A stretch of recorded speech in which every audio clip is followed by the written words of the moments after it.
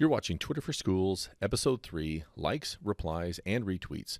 My name is Ryan O'Donnell, and you can follow me on Twitter at CreativeEdTech.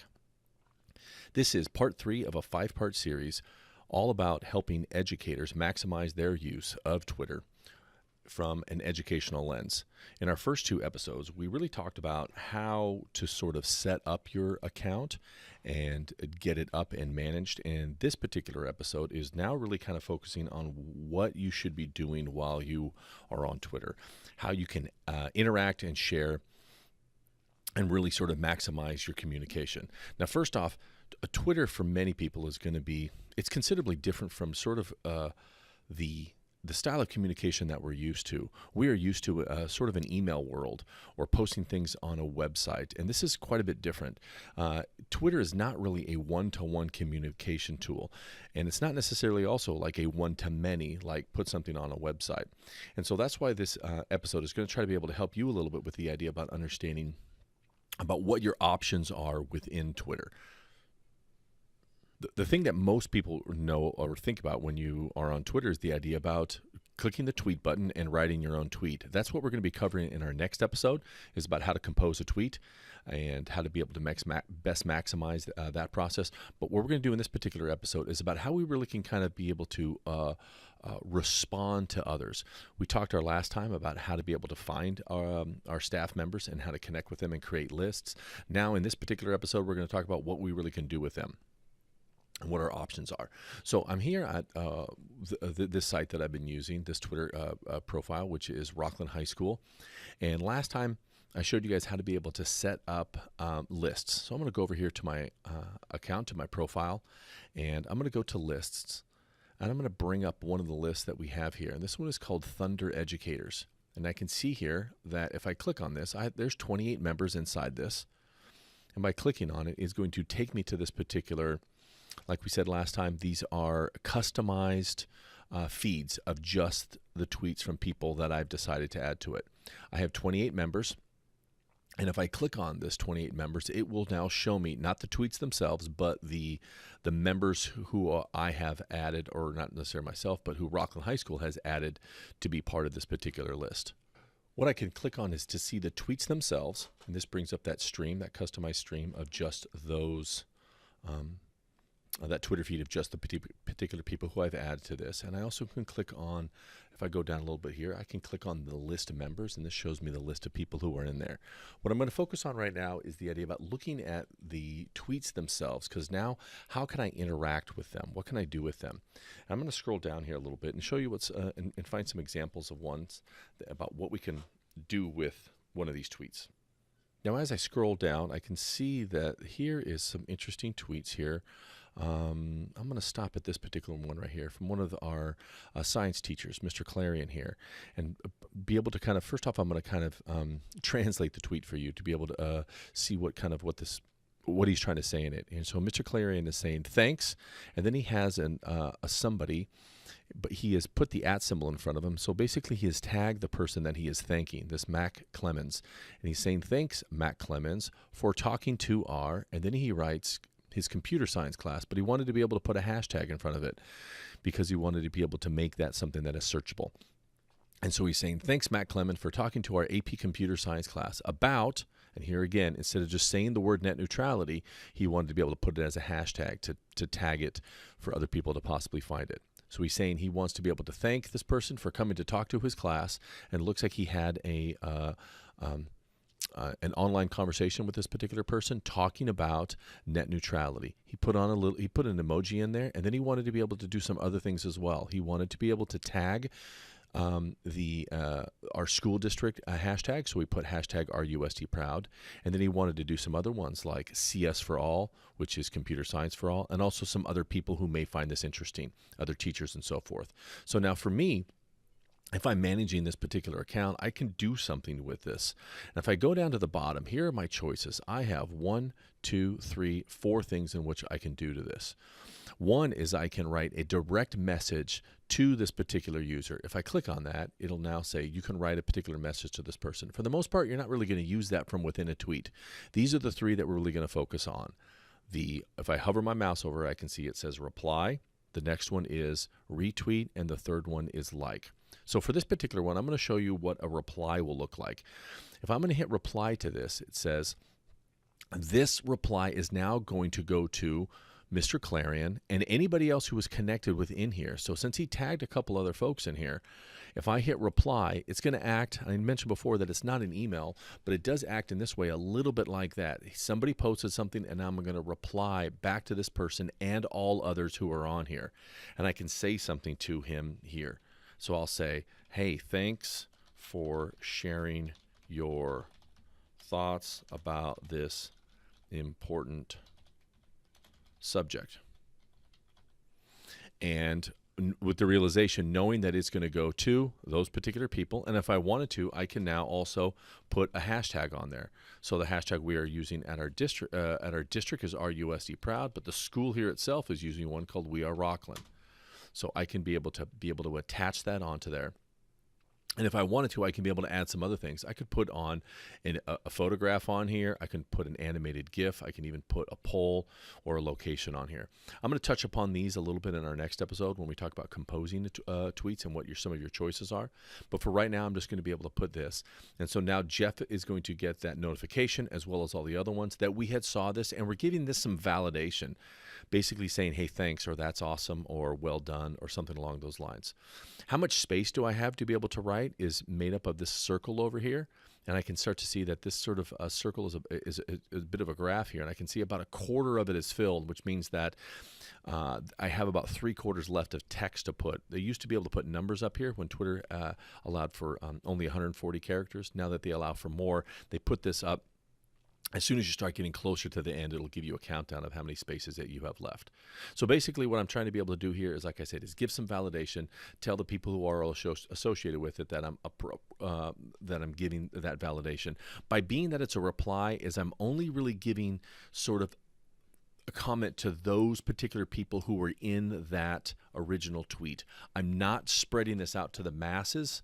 I'm only really sort of giving a reply back. And so that's what how the reply will work. So I'll hit the reply button, and now that has been sent to him and the other ones who are connected with that.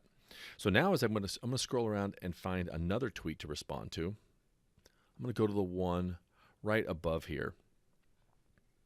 This one is from one of our French teachers, Madame Marino.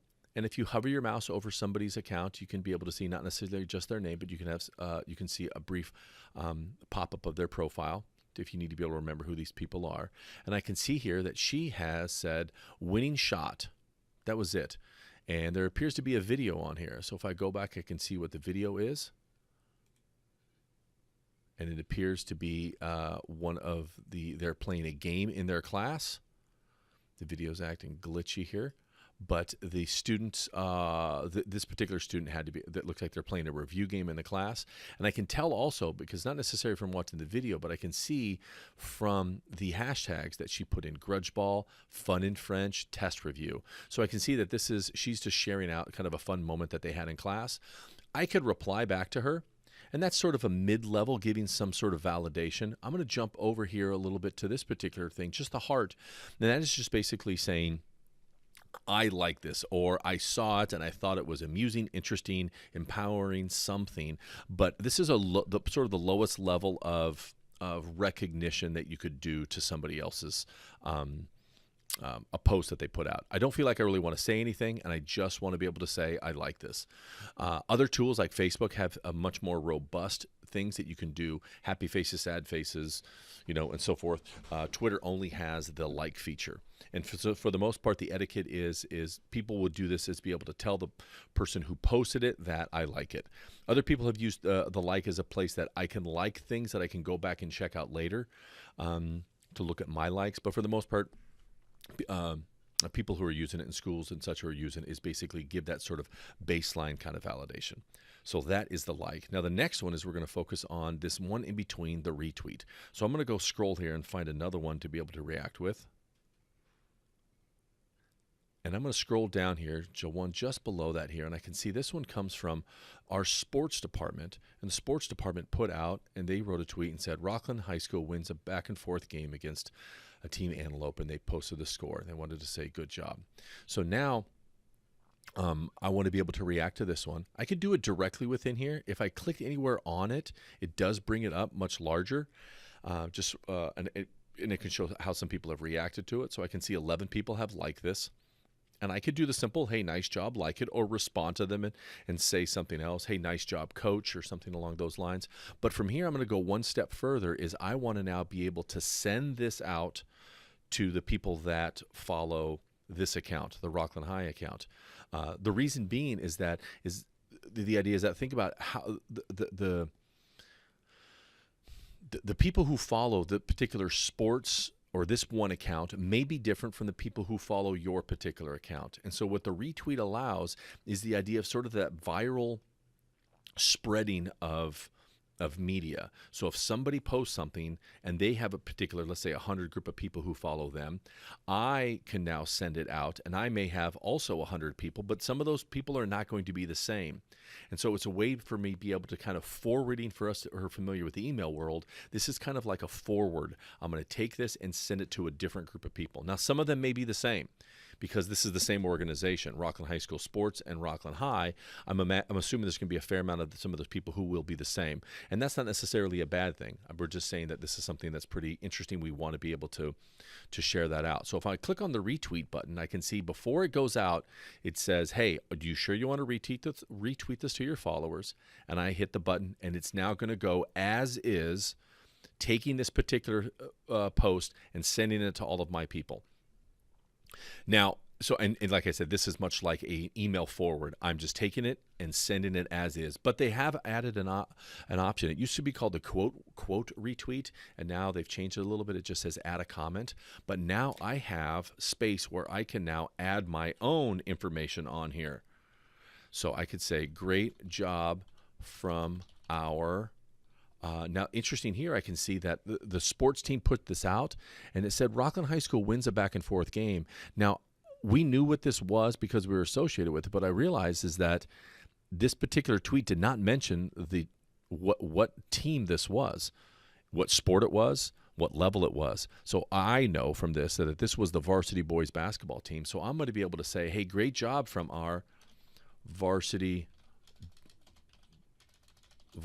boys team in this, hold on, let me change that, this varsity boys basketball win from the other night.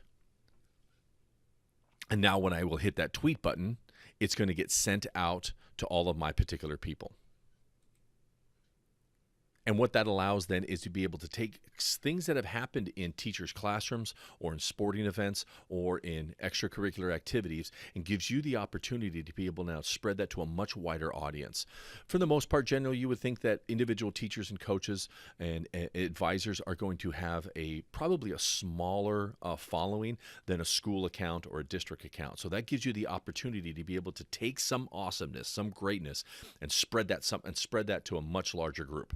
And so that is kind of what I think is the real power of being able to manage an account like this, is that don't necessarily think that you need to be the person who is creating all of this amazing content, but your job is to just funnel the amazing things that are happening to different places. So I'm going to show you another example over here. I'm going to jump over to my personal account as an educator, and I showed you my district Twitter list that I have created in our last episode. And so I can show you what I can do here in a relatively easy. I can hop on. I've created 122 members in this list, and now I can go on and take a glance at my entire district and start giving some validation. I can see teachers saying, hey, look at what we've done, these fifth graders. I can give that one a particular like. Here's a teacher at another school saying, I'm so proud of these fourth graders. Actually, that was the same school. And I can start to just scroll down here and give some validation relatively quickly and say, hey, here's some buddies playing with positive and negative space today. Give that a plus. We made some fake snow today. Give that a like. I'm going to go a little bit step further. Here's a teacher at the middle school that says they've done their book club day 2. The kids love it so much. She's got 32 of them signed up for next week for the next book. I'm going to click on the retweet button, and I think this was just kind of something interesting that others may like, so I'm now just going to hit the retweet without adding any comment to this. And you can see you can go relatively quickly and from basically anywhere. I'm doing this on the computer, but I could be doing this while I'm sitting at home on my phone at an event and just give some feedback and resharing out what things that I find interesting and could be impactful to the community. And by simply clicking on pluses, nice job, girls soccer, nice jobs over here, my deputy superintendent, you can see I've already liked that one. And so those are the different levels that we have in terms of likes, replies, and retweets. And I think sort of a relatively easy way for you as the manager of the account to just be interacting without producing. And definitely, like I said, please check out the last 2 editions of this short 5-part series. And the next time I'm going to talk to you about how to be able to create your own content and what's sort of the best etiquette and the way to be able to use images and how to be able to best tag the people in your community and in your schools to be able to best maximize what you're producing. So thanks a lot, everybody, and hope you enjoy these.